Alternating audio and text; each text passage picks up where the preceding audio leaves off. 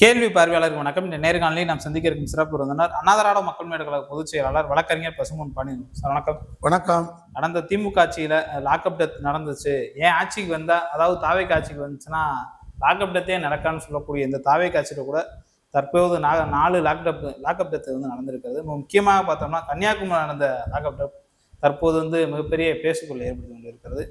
காவல்துறை சித்திரவதையால் வந்து தொடர்ந்து வந்து இது போன்ற லாக்அப் டெத் மரணம் நடக்க எப்படி சார் பாக்குறீங்க? யார் ஆட்சிக்கு வந்தாலும் ஆட்சிகள் தலைமைகள் மாறுகிறது, காட்சிகள் மாறவில்லை. காவல்துறையின் காட்டு மிராண்டித்தனம், அராஜகம் எந்த ஆட்சியிலையுமே கட்டுப்படுத்த முடியல. கொரோனா காலத்தில் பென்னிக்ஸ் ஜெயராஜ் சாத்தான்குளத்தில் மனசாட்சி, அதாவது காவல்துறை, நான் எல்லாத்தையும் கூட சொல்ல விரும்பல, காவல்துறையிலும் தன் உயிரை கொடுத்து கடமையாற்ற காவல்துறையினர் ஏராளமா இருக்கிறாங்க. கடமை உணர்ச்சியோட தன் உயிரையை மாய்த்து கொண்ட காவலர்கள் அதிகாரிகளா இருக்கிறாங்க. ஆனா வாங்குற சம்பளத்துக்கு வேலை பார்க்காம லஞ்சம் வாங்குவதே தன் வாடிக்கை வச்சுட்டு இருக்கிற காவல்துறை அதிகாரிகள் தான் இந்த கோர சம்பவங்களில் தொடர்ந்து ஈடுபட்டு வராங்க. பென்னிக்ஸ் ஜெயராஜ் மேல என்ன தவறு? ஓசியா போன் கேட்டிருக்காங்க, ஓசி போன் கொடுக்கல. தந்தையும் மகனையும் அழைத்து கொண்டு காவல் நிலையத்தில் வைத்து அடித்து துன்புறுத்தி லாக்அப் டெத் நடந்துச்சு. நாடே கொந்தளிச்சு. மடப்புறத்தில் அஜித், இப்ப மானாமதுரையில் ஆகாஷ், தொடர் சம்பவம். அது மாதிரி ஆணவ படுகொலை 60 நாள்ல 9 ஆணவ படுகொலை தமிழ்நாட்டில் நடந்திருக்கு. எல்லாமே நீதிமன்றம் தலையிட்டு தான் செய்யணும்டா. சிஎம் சார், எதுக்கு சார் முதலமைச்சர் பதவி? ராஜினாமா பண்ணிட்டு போங்க சார். சொன்ன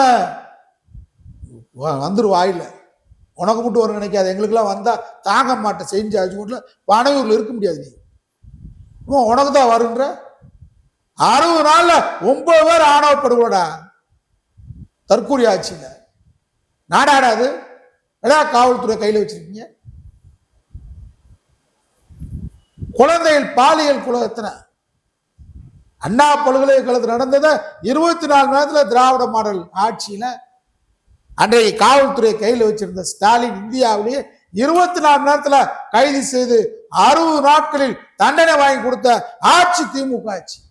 சிஎம் சார் வந்துரு வாயில வந்தா தாங்க மாட்டேன். நான் முதலமைச்சர் பதவி ஒரு கேடா? கோயம்புத்தூர் தொடங்கி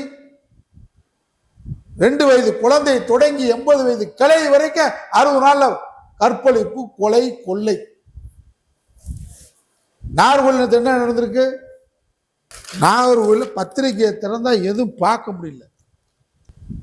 ஏலக்காய் வியாபாரி வீட்டில் கொள்ளையடித்தவர்களை தடுத்த தம்பதிக்கு கத்தி குத்து.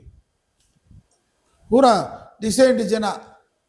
திருவாரூர் அருகே போலீஸுக்கு தெரியும் விவசாயி உடல் எரிப்பு.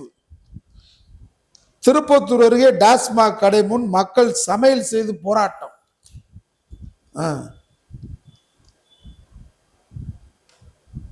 அவனியாபுரம் அருகே உளவுத்துறை காவலர் மீது மர்ம கும்பல் கொடூர தாக்குதல். இதெல்லாம் இன்றைய செய்தி மட்டும்.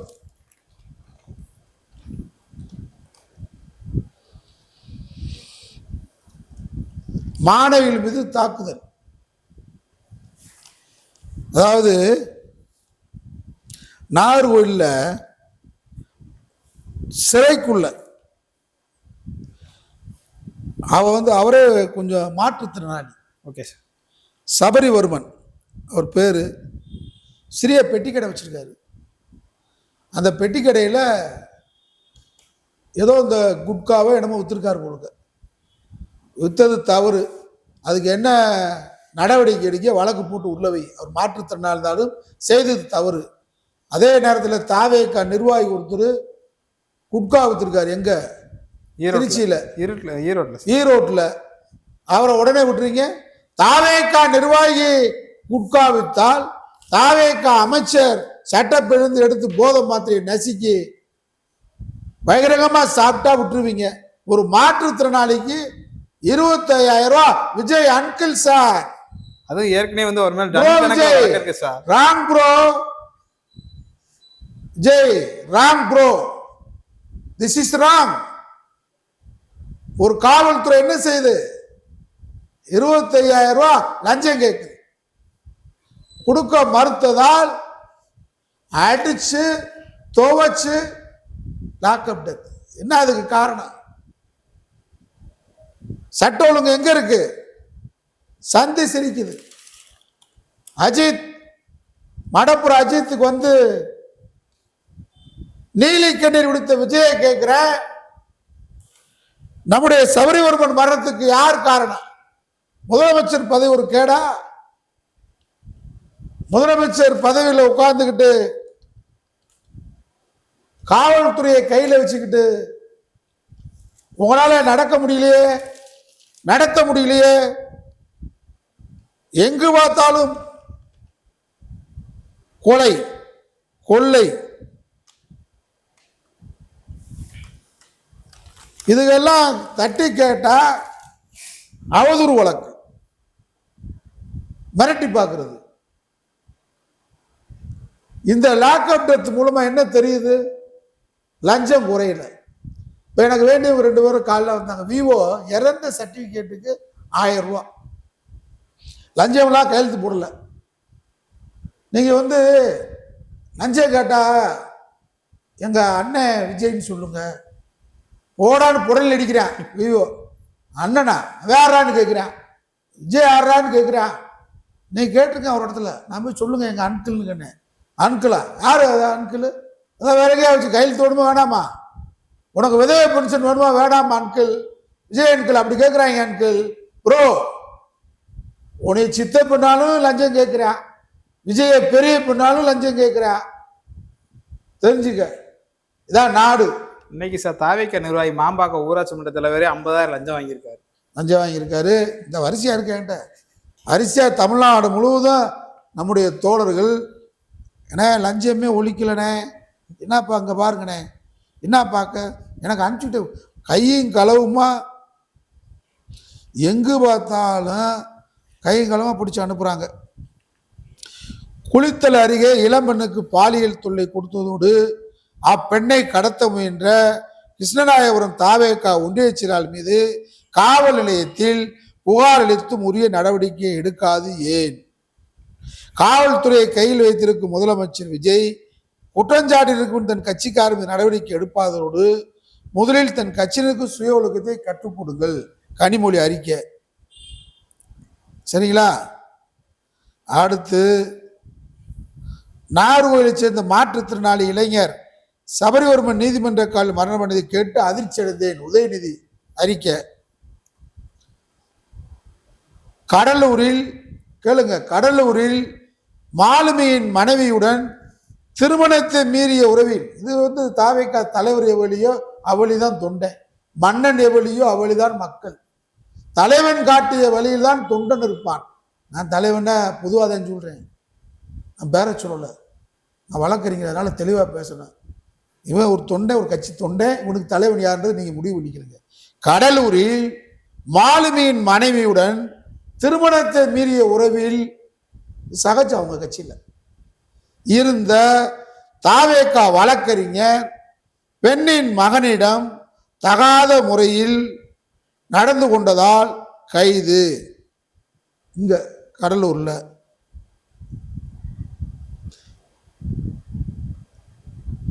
ஒப்பந்ததாரிடம் 1,30,00,000 லஞ்சம் ஆதாரத்துடன் சிக்கிய மாம்பாக்கம் ஊராட்சி மன்ற தலைவரும் செங்கல்பட்டு கிழக்கு மாவட்ட தாவேக்கா இணைச்செயலாளருமான வீரா. அப்புறம் நேற்றைக்கு பரமக்குடியில் தாவேக்கா வழக்கறிஞர் ஜோசப் விஜய் முதலமைச்சர் வந்து சிங்கப்பெண் படை ஆரம்பிச்சிருக்காருல்ல, இவர் இரவு 12 மணிக்கு நல்லா குடிபோதையில் வர்றாரு. ஏன்னா 10 மணிக்கு விஜய் ஆட்சிக்கு வந்ததுக்கு முன்னாடி டாஸ்மாகலாம் 10 மணிக்கு அடைச்சிடறாங்க, போதையே கிடைக்காதுல்ல. 12 மணிக்கு தாவேகா வழக்கறிஞர் ராமநாதபுரம் மாவட்டம் பரமக்குடியில் 12 மணிக்கு நல்லா சரக்கு அடிச்சுட்டு வந்து சிங்கப்பெண்படையை கூப்பிட்டுருக்காரு. எதுக்குன்னு கேட்டால், நல்ல போதையில் இருக்கேன், நான் தாவேகா வழக்கறிஞர், எங்கள் அங்கிள், எங்கள் அண்ணன், எங்கள் தளபதி ஜோசப்ஜி ஆட்சி நடக்குது, சிங்கப்பெண்படைக்கு என்ன வேலை தெரியுமா, என்னைய கொண்டு போய் பத்திரமா வீட்டில் இறக்கி விடு. இதாப்பா தாவேகா ஆட்சியில் சிங்கப்பெண்படைக்கு வேலை. தாவேகா வழக்கறிஞர் என்னைய கொண்டு போய் வீட்டில் மரியாதை இறக்கி விடு அப்படி சிங்கப்பெண்படையை கூப்பிட்டு மிரட்டுறார். சிங்கப்பெண்படை பெண்களுக்கே பாதுகாப்பு இல்லை. ஒரு மோசமான ஆட்சி நடந்துகிட்டு இருக்கு. இந்த ஆட்சி கேடுகட்ட ஆட்சி. இந்த ஆட்சியில லாக்அப் டெத் நடக்குது. இந்த ஆட்சியில குட்டீசுகளுக்கு பாதுகாப்பு இல்லை.